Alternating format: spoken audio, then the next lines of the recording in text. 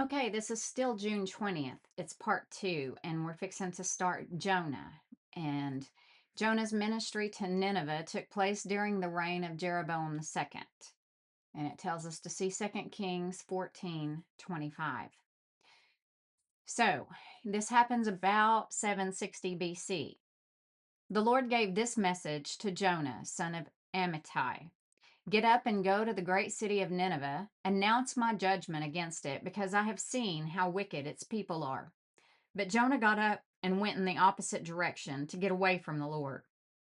He went down to the port of Joppa, where he found a ship leaving for Tarshish. He bought a ticket and went on board, hoping to escape from the Lord by sailing to Tarshish. But the Lord hurled a powerful wind over the sea, causing a violent storm that threatened to break the ship apart. Fearing for their lives, the desperate sailors shouted to their gods for help and threw the cargo overboard to lighten the ship. But all this time, Jonah was sound asleep down in the hold. So the captain went down after him. How can you sleep at a time like this? He shouted. Get up and pray to your God. Maybe he will pay attention to us and spare our lives. Then the crew cast lots to see which of them had offended the gods and caused the terrible storm. When they did this, the lots identified Jonah as the culprit. Why has this awful storm come down on us? They demanded. Who are you? What is your line of work? What country are you from? What is your nationality? And Jonah answered, I am a Hebrew, and I worship the Lord, the God of heaven, who made the sea and the land. The sailors were terrified when they heard this, for he had already told them he was running away from the Lord. Oh, why did you do it? They groaned. And since the storm was getting worse all the time, they asked him, What should we do to you to stop this storm? Throw me into the sea, Jonah said, and it will become calm again. I know that this storm is my fault.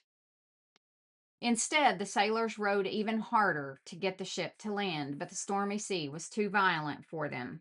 They didn't want to kill him, and they could, but the stormy sea was too violent for them, and they couldn't make it. Then they cried out to the Lord, Jonah's God. Oh Lord, they pleaded, don't make us die for this man's sin, and don't hold us responsible for his death.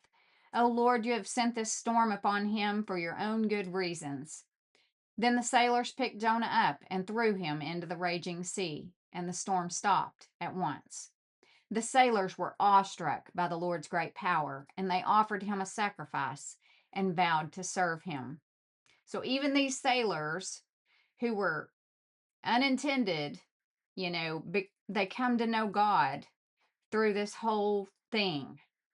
Now the Lord had arranged for a great fish to swallow Jonah, and Jonah was inside the fish for 3 days and 3 nights. Then Jonah prayed to the Lord his God from inside the fish. He said, I cried out to the Lord in my great trouble, and he answered me. I called to you from the land of the dead, and Lord, you heard me. You threw me into the ocean depths, and I sank down to the heart of the sea. The mighty waters engulfed me. I was buried beneath your wild and stormy waves. Then I said, O Lord, you have driven me from your presence, yet I will look once more toward your holy temple. I sank beneath the waves, and the waters closed over me. Seaweed wrapped itself around my head. I sank down to the very roots of the mountains. I was imprisoned in the earth, whose gates lock shut forever. But you, O Lord my God, snatched me from the jaws of death. As my life was slipping away, I remembered the Lord, and my earnest prayer went out to you in your holy temple. Those who worship false gods turn their backs on all God's mercies. But I will offer sacrifices to you with songs of praise, and I will fulfill all my vows, for my salvation comes from the Lord alone. Then the Lord ordered the fish to spit Jonah out onto the beach. Then the Lord spoke to Jonah a second time.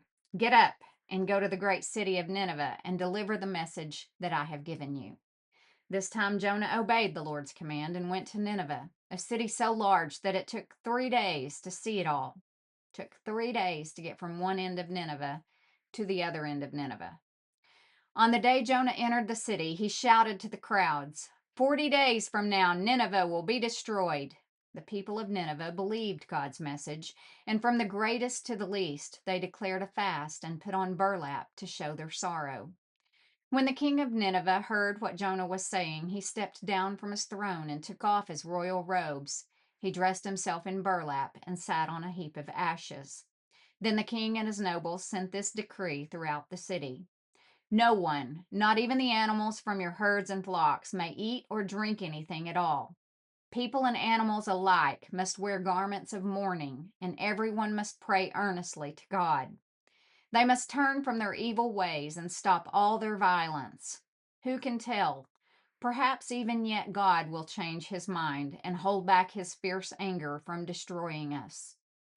When God saw what they had done and how they had put a stop to their evil ways, he changed his mind and did not carry out the destruction he had threatened. This change of plans greatly upset Jonah, and he became very angry. So he complained to the Lord about it. Didn't I say before I left home that you would do this, Lord? That is why I ran away to Tarshish. I knew that you were a merciful and compassionate God, slow to get angry and filled with unfailing love. You were eager to turn back from destroying people. Just kill me now, Lord. I'd rather be dead than alive if what I predicted will not happen. The Lord replied, Is it right for you to be angry about this? Then Jonah went out to the east side of the city and made a shelter to sit under as he waited to see what would happen to the city. And the Lord God arranged for a leafy plant to grow there, and soon it spread its broad leaves over Jonah's head, shading him from the sun.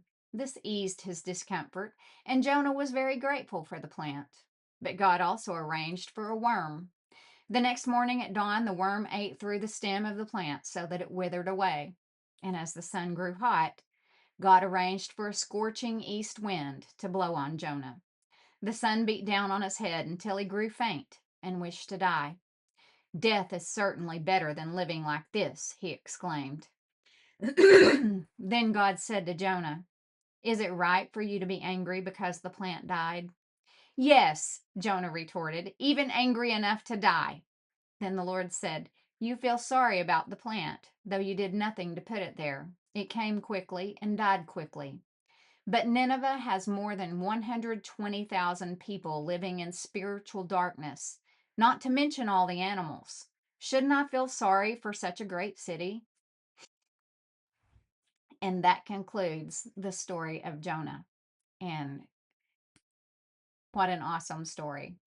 And I don't think I had ever noticed in this story how God mentions in the very last verse, he says, But Nineveh has more than 120,000 people living in spiritual darkness, not to mention all the animals. Shouldn't I feel sorry for such a great city?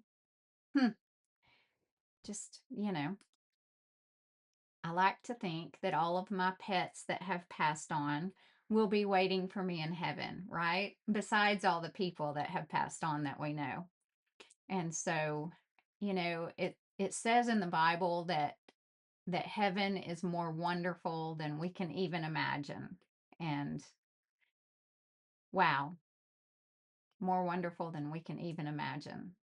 Because I imagine a lot of great things, and it's more wonderful than even I can imagine. So that concludes part 2 of June 20th, and I will see you in the morning. Thanks for joining in.